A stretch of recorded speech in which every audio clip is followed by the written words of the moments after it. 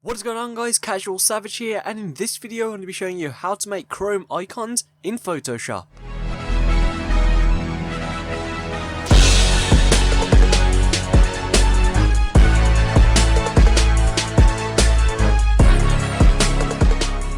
Now, just before I get into this tutorial, if you'd like to request a tutorial, then be sure to leave it in the comments below or ask me on Twitter. So of course, the first thing we need to do when we open up Photoshop is come to File, New, and now choose a width you'd like. For this, I'm going to be using 750 by 750. Choose the name of it, of course, to whatever you want to. I'm just going to call this Chrome icon. Okay. And this is what you should get. Now, the next thing you're going to do is come to your color picker right here.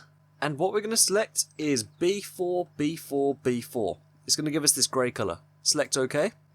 You then want to left click and drag so you can see a rounded rectangle tool. Select that. And now from the corner just drag it out to cover up the canvas like this. So you get a square. Like that. Now you can just close this to the side and position it to the middle. Just like that. Now from here you want to right click your layer where it says rounded rectangle, and then you want to select rasterize layer. From there you want to right click again and select blending options. You're now going to go and add a gradient overlay right here, and now select this one. I know this one is already here and this is what you'll end up eventually creating, but for now select this. And now what I recommend is adding 7 additional ones. So the way you add them is just select underneath. So 1, 2, 3, 4, 5, 6, 7. Now they don't have to be evenly spaced out either. Just space them out and make it look natural like that. And now what we need to do is go black, white, black, white, black, white. And we have to end in black since we start in black. So just double click one of the icons, change it to white. Double click the next one, change it to black. And you're just going to keep going like this until you're done. And just like that, that is exactly what we wanted. And now what you can do, where it says custom, come and call this whatever you want to. So for example, I called mine Chrome. And then from there select new, and then it would save down here. Now I'm going to select back to my preset, and then I'm going to select OK. Now what you also want to do is copy my settings right here. As you'll see, the blending mode is set to an overlay, the opacity is set to 60%, the style is set to an angle, the angle is 90, the scale is 100, and also make sure align with layer is checked. So you can see that is what we've created so far, and now we're going to be giving it a sort of 3D effect.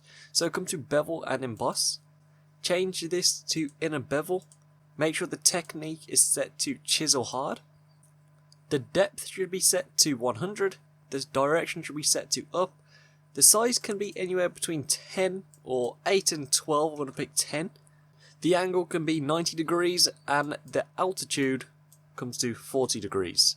Now at the bottom here where it says the opacities for the highlighting mode and shadow mode, just put them both up to around 70 to 80, so I'm just going to put about 74 there. And they don't have to be exactly the same, they just have to be close to each other. Now from here you can select OK. Now we're going to be creating the Chrome and we're going to be creating a new layer to do so. So you're going to click here and make a new layer. And now again we're going to have B on B4, B4, B4, so make sure that is already selected. Come to the bucket tool, paint all over it just like that. And now from here we're going to come to filter, noise, add noise, and then make sure the amount is set to 6 to 8. The distribution be set to Gaussian, and make sure monochromatic is also checked.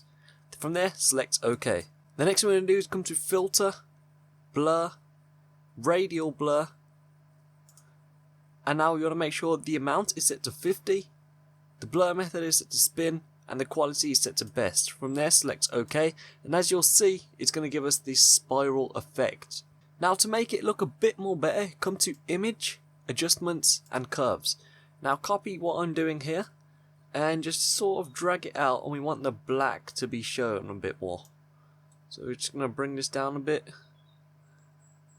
and there looks good to me. So just copy something similar like that, and then just select OK. Now while being on this layer we have just created, Control or Command click on the rounded rectangle we first created, and you should get this icon, left click, and that's exactly what we wanted right there. Now with this layer selected, you're going to come here and select this, create a mask, just like that. Now you want to change the blending mode of this to overlay, just like that. Now there's the chrome effect. Now we've got to work with the icon. Now when doing this, I recommend getting a PNG background. As you'll see, I'm going to be demonstrating this using the Twitter icon. So I'm just going to position it, and the way I'm positioning it is using Shift and Alt, so it stays in proportion when changing the size. So again, I'm going to make sure it's centered with the icon and then press enter on my keyboard. Now we're going to start making the Twitter logo blend in more. So you're going to come here and select blending options. And now from here, you want to come to bevel and emboss. Now you want to change the style to emboss. Change the chisel to smooth. Change the depth to 150. The direction is facing down. Pixels for the size stays at 10. Angle is 90. Altitude is 40. And now for this one, I'm going to make the opacity of the black just come down a little bit, just to make it have a better effect. Just like that, as you can see. Again, it's completely up to you how thick you want it, or if you don't want it that much. But as you can see, the higher the black opacity, the deeper set it looks. So completely up to you. I'm just going to have mine about 20 right there. Now from there, you can select OK. And now we're going to drag the logo underneath the layer we created.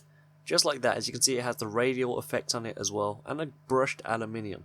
Now come back to your logo, right click it, select blending options, and from here we're going to add a gradient overlay. Now this is why I told you to save it earlier, so make sure you have this selected. Select OK. OK, and as you can see, it is blended in with the entire background. Now what you can do if you want to change the way it looks a bit, put the overlay down a bit, so the opacity to about 10. And as you'll see, it still looks pretty nice, and you can see a nice gradient effect to it as well. From there, just select OK. So that is what it looks like completed. However, if you want it to have a dark grey, then the way you do this is simply come to the blending options, select color overlay, and now as you'll see, it's just white, plain white. But come to the button here, and you're simply just going to drag down to a darker grey. That's a bit too dark, like that. And if we select OK, and OK, there you go. You've just made two different variations of a chrome logo. So again, this is the gradient one, and this is the color overlay one. Completely up to you which one you use. And the color overlay I used is 535353.